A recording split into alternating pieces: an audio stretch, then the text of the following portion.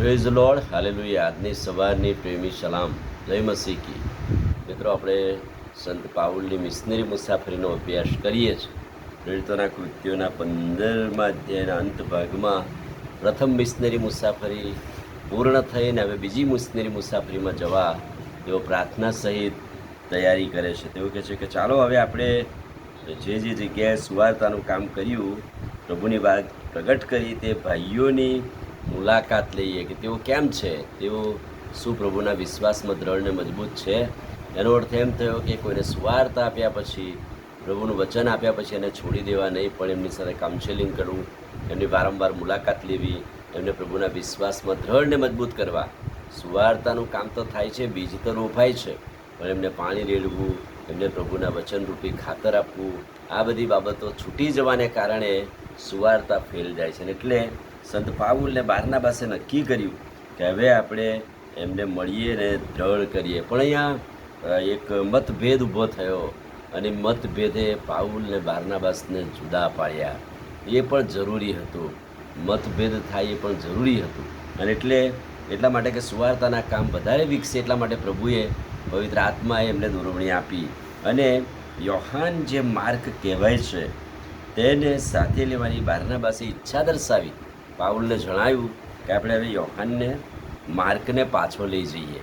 હવે જાણે કે ઠરેલ થયો છે, હવે જુવાન હતો છે, પણ હવે પ્રભુના વિશ્વાસમાં વચનમાં દ્રઢ થયો છે અને આપણે એને પડતો મૂકવો ના જોઈએ.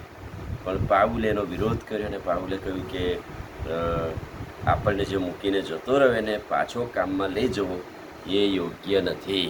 અને એટલે એક મતભેદ ઊભા થયા યોહાન માર્કને લીધે. પણ બારનાબાસ માર્કને વળગી રહ્યો. એણે કહ્યું કે એનામાં પ્રભુનું વચન પ્રગટ થયું છે અને એને બહુ જ કાઉન્સેલિંગની જરૂર છે, એને પણ સેવાની જરૂર છે, એને સાથે લઈ જવો જરૂરી છે. અને બારનાબાસનું એ પગલું યોગ્ય હતું. બીજી તરફ પાઉલ પણ સિલાસને સાથે રાખીને સુવાર્તાનું કામ પ્રગટ કરવા માગતા હતા. અને બંને જણા એક જ કામ અર્થે જુદા પડ્યા. અને પાઉલે સિલાસને લઈને ભાઈઓની આશીર્વાદ પામીને ચારેય જણા છૂટા પડ્યા અને સિરિયાના કિલિકિયામાં ફરીને મંડળીઓને દ્રઢ કરી. એટલે કે હવે ઓલરેડી બીજી મિશનરી મુસાફરીની શરૂઆત થઈ ગઈ. બીજી મિશનરી મુસાફરી 16મા વચનથી છે, પણ તેઓ અહીંયા વિદાય લે છે. એક દુઃખ સાથે, મનભેદ સાથે છૂટા પડ્યા. પણ એનો અર્થ એવો નહીં કે તેઓ એકબીજાને મદદ નથી કરતા, એકબીજા માટે પ્રાર્થના કરે છે. જુઓ તમે પાછળથી વાંચજો, માર્કને પાઉલ તેડાવે છે, પોતાની પાસે બોલાવે છે.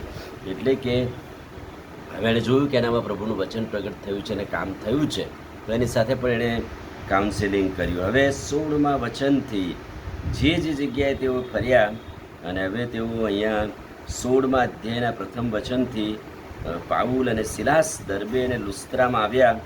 ત્યાં એક શિષ્ય મળ્યો, એનું નામ તિમોથી હતું. તિમોથી પણ જુવાન હતો અને એવું કહેવાય છે કે એની માં વિશ્વાસી યહૂદીણ હતી, પણ એનો બાપ ગ્રીક હતો. હવે ગ્રીક લોકોને યહૂદી લોકોની વચ્ચે કેટલું બધું અંતર, પણ એ બેને લગ્ન કરેલા પણ વિશ્વાસમાં હતા. અને એટલા માટે એના કહેવાય છે કે તિમોથીના લીધે પણ પ્રશ્ન ઊભો થાય. પણ પાઉલે તિમોથીને પસંદ કર્યો અને એને સાથે રાખ્યો. અને જે શહેરોમાં થઈને ગયા ત્યાં તેઓ યરૂશાલેમના પ્રેરિતોએ, વડીલોએ કરેલા ઠરાવો પાડવાનું કહ્યું. તિમોથીને પણ કહ્યું કે જે ઠરાવ થયો છે યરૂશાલેમની મહાસભામાં એને પાળવો જોઈએ. નિયમશાસ્ત્ર પ્રમાણે પ્રભુના વચનોથી તેઓને એ ઉત્તેજન આપ્યું. ને 5મું વચન, એ રીતે મંડળીઓનો વિશ્વાસ દ્રઢ થતો ગયો અને તેઓની સંખ્યામાં પ્રભુ રોજ રોજ વધારો કરતો હતો. પવિત્ર આત્માએ તેઓને દોરવણી આપી એ પ્રમાણે ગયા અને વિશ્વાસમાં વૃદ્ધિ પામતા ગયા, વચનમાં વૃદ્ધિ પામતા ગયા. સુવાર્તાનું કામ થયા પછી જે જગ્યાએ બીજ રોપ્યા છે ત્યાં તેઓ ગયા. એની ઉપરાંત આજુબાજુ બીજા અસંખ્ય પ્રાંતોમાં નવી મંડળીઓ ઊભી કરી અને પાઉલની બીજી મિશનરી મુસાફરીમાં તેઓએ હવે તિમોથી અને સિલાસને સાથે રાખ્યા છે. આમીન. પ્રાર્થના કરીએ. વાલા પ્રભુ, આજે અમે મિશનરી મુસાફરી સંત પાઉલની તપાસીએ છીએ. ત્યારે મિશનરી કામ કેવી રીતે વૃદ્ધિ પામ્યું, વિશ્વાસમાં, મુલાકાતમાં, કાઉન્સેલિંગમાં તેઓ આગળ વધ્યા અને તમારો મહિમા થયો. તમારા હાથોમાં સોંપાતા પ્રાર્થના પ્રભુ ઈસુના નામમાં કરીએ છીએ સાંભળો અને માન્ય કરો. આમીન. God bless you.